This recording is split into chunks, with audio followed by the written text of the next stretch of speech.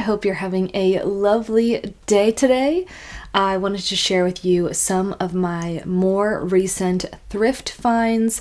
These are actually all from an antique mall that's near us that I go to maybe twice a year. Normally when I go there, it's just because I think it sounds fun to walk around, but I've walked out of this place a couple of times buying nothing. You know, with antique malls, things can be really overpriced. But I did end up finding some really good things, and every single thing that I got was either on sale or a man was at his booth, so he told me to name my price on items. So that is what I did. If you're wondering what is this branch hanging behind me, that is from our garden before it frosted. This is a habanero pepper plant, and it was full. It was before Thanksgiving. We were getting ready to head out of town, so I just chopped the whole plant at the bottom, brought it in, hung it upside down. And I've already cut off a lot of the peppers and dehydrated them, but there's still more on here. Chili powder is quite expensive. Obviously, the price of everything has gone up, but recently when I've needed to buy more chili powder, it just seemed a lot more than I remember it being. Even buying it in bulk, it was shocking. So I really wanted to grow a lot of hot peppers to dry up and then turn into a powder and make my own chili powder with hot peppers. Also, I'm going to make a chili infused oil. Scott loves putting chili drops on all of his food in South Africa.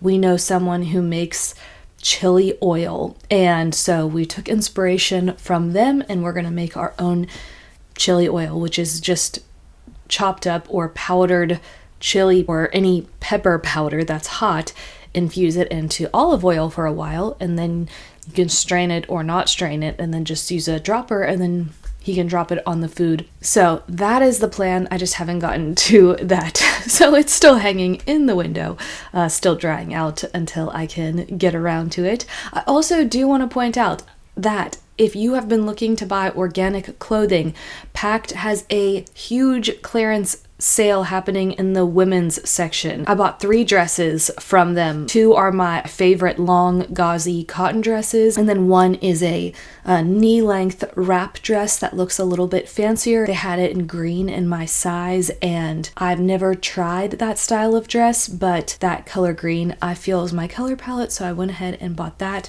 And I do have a link from them. Also, I always put in my caption on these videos that if you spend over $50, use the coupon code TEXTME10 and you'll get $10 off your orders of $50 or more. That's not my link. That gives me no credit. That's just something I figured out sometime, and it works every time. So I thought I would pass that along to you if you're trying to buy more natural fiber clothing at a good price. I always buy from them when things hit the clearance section. So if you were looking into those things, I didn't want you to miss it, because I feel like when things are in the clearance section, they fly fast. Okay, so this is basically, I'm just sharing in this video things that I bought when I went to the antique mall because I like these type of videos. I think it's fun. Pretty much everything that we own is either purchased from an auction, or I thrifted it, or it's an heirloom, or it's something super meaningful that we purchased. I like that because I feel everything that we have tells a story. One thing I've been doing, which is an ongoing process, I will have more videos about this, I've been trying to really get organized and figure out a way to make our house work in a way that serves us, because we live in a very small house with not a lot of storage options. And so the coffee area was bothering me the other day. I did not like, I have this, actually I'll show it to you. I had this drawer over there, which I also got from an auction many years ago. I had it sitting on our counter, and this had coffee cups in it and some coffee organization stuff. And then the top is where we had teas and coffee in jars, and then some of our coffee or tea kettles or products and stuff. But obviously this isn't much space. And this past week I looked at it and it just really bothered me. I didn't like it anymore. And then also our dehydrator, which I use all the time. I use it for all of our herbs, the peppers, when I'm sprouting my wheat berries. I use it all the time. And it's been on the floor because I haven't had a spot where I thought that I could put it. And originally I thought that this dehydrator is just something I would put in the closet get out when I need it, but because I use it so much, it's just permanently been out and been on the floor, and that bothers me so much. So I decided to rearrange the counter, put that, it fit perfectly on this one little section of the counter where our coffee and tea bar is, and then I was looking at it, and all of a sudden I had this, what I feel was an idea from the Holy Spirit. Years and years and years ago, I bought these beautiful brass brackets from Restore over 6 years ago. Never used them, but always loved them. They've always come along with us all the many times that we've moved. And then I also bought from Restore this beautiful piece of wood, barnwood. And again, that is something that I've just moved along with us. I've always thought this would make a beautiful shelf. So when I was looking at this coffee tea section, all of a sudden I was like, where is that shelf? I need to find where that shelf is. And then I have been, again, trying to reorganize, and in the process of reorganizing, do you ever just move things from one place to another place? That's what I did. And so I knew where the brackets were. So I got the brass brackets out, found the shelf, and I asked Scott to help me put it up on the wall, and it fits perfectly in that section, and literally where the studs are in the wall, because those brass brackets are very heavy, so we wanted to make sure it was put into the studs of the wall, and where the studs were is the perfect spot for where the shelf was going to go. It fit the space perfectly with the dehydrator, everything. It came together so beautifully. I love it.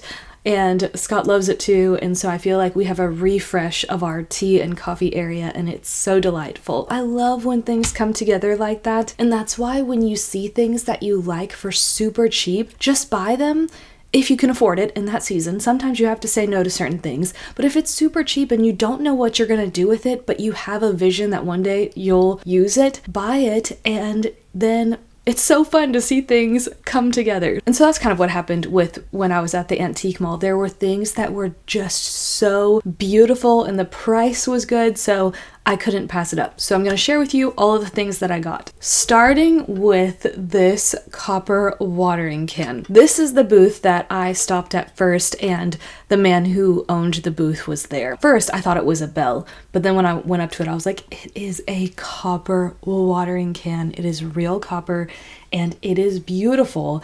And this little thing, but when you push it, it springs down so then the water can get out, and it is so pretty. I love the patina on it. I have indoor plants in several rooms of the house, and I have one watering can similar to this size that's in the living room, but I'm thinking this one is going to go in our bedroom.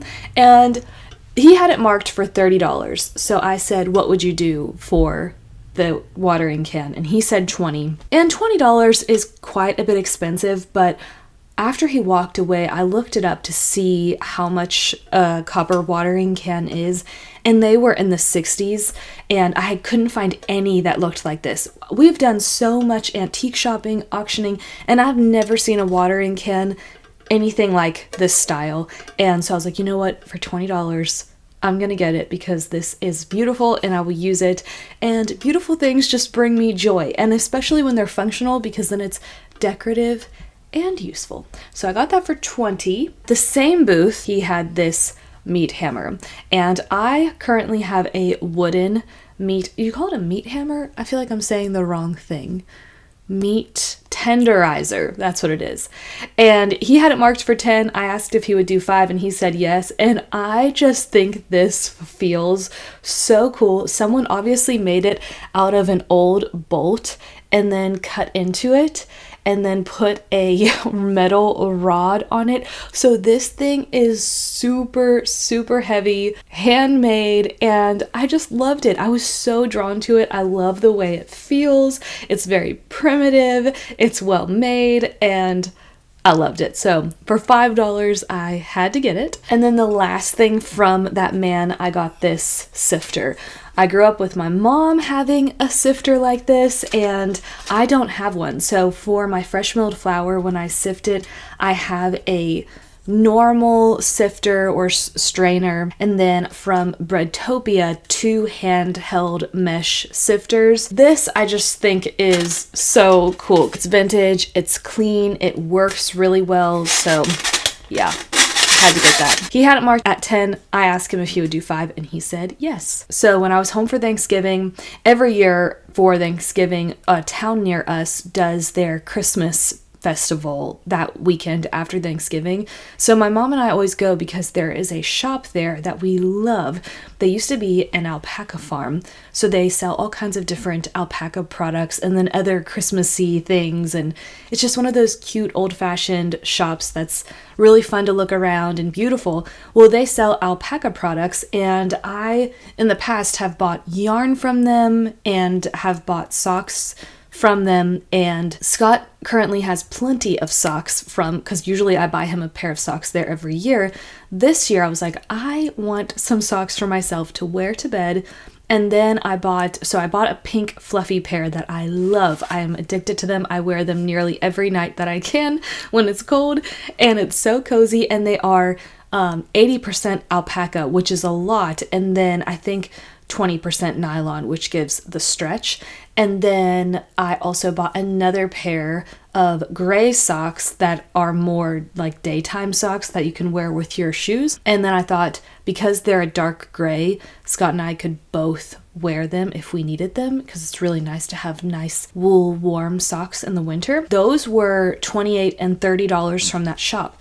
So when I was at this antique mall, there was a section that had these alpaca socks. I was amazed because they are 42% undyed alpaca, 40% organic cotton, and then 14% nylon, 3% copper, and 1% spandex. You have to have some nylon or spandex in your socks to give it the stretch. That's why I always just make sure that our socks have at least 80% of a natural fiber, which is why I liked those alpaca socks that I got, because they were 80% alpaca fiber and they are so warm and cozy. Whereas these are 42% alpaca, and then the other 40% is organic cotton. They're both super nice. I like the color. The size is extra large, which will fit me and will fit Scott.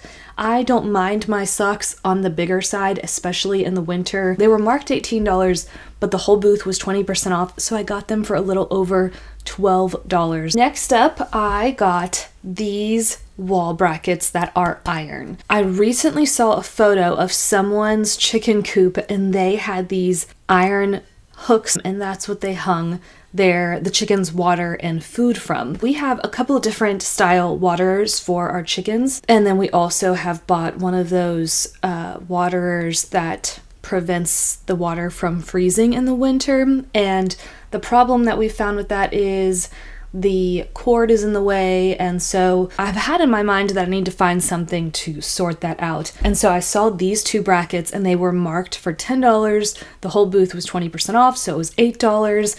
And then I quickly looked online, something similar of iron wall bracket hooks, and they were all more than $8. I think they were like $16 if you were to go to Home Depot, and definitely not as decorative and pretty. So even if we don't use it for the chickens, which I think we probably will, but if we don't, it could be used in multiple ways, because you can hang something from this hook and from this hook. But it is very heavy, well made, and we'll have these forever. So I got these for $8. And then the last thing that I got was this heavy duty copper saucepan. This is what I spent the most money on. I normally wouldn't spend this much money on something like this, but when I saw it, the whole booth was marked 50% off, and so I got this for $25, which I thought was a really good deal because I've never seen a copper pot this thick. Normally they're very thin. I loved the wooden handle on it. It is in great condition. It even has the little pour spout. A project that I want to make is mini dipped candles, which I'll show you why I want to make that soon. But I thought this would be the perfect pot to put on the stove and then put my other little mini metal pot that I'm going to put the beeswax in inside of this, and it's just so pretty. But it was originally marked at $50, and I just think it is so pretty. You can see the hammered accent there. So nice. So the reason I want to make hand dipped mini candles is because years ago, for an online auction, I bid on a group of these little pine cone clips that have space for candles, and you put them on your Christmas tree. And obviously I would never light these, they would just be decorative, but I have had these for years. I've always thought I want to make hand-dipped candles, that way they look more primitive to put in here. I think they would go with the style, they go with my Christmas tree, but I've just never gotten around to doing it. Every Christmas things come up, get busy, and then I never do it, and then I think I need to do it during the year so when Christmas comes around they'll be done, and I still don't do it.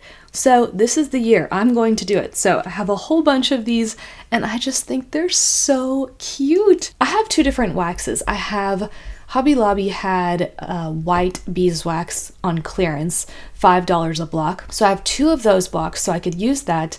Or back in 2018, when I quit my job to become a homemaker, I started thinking of all the things that I could make myself, especially for Christmas that year.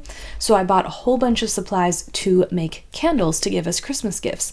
And I bought this coconut wax, and I did not like the way that the candles smelled when they burned with the coconut wax. So I'm thinking about using that wax because I'm never going to use that to make candles, whereas the white beeswax I could always use to make candles that'll actually burn, whereas these little clip candles are always going to be decorative, but they're going to look so pretty even decoratively.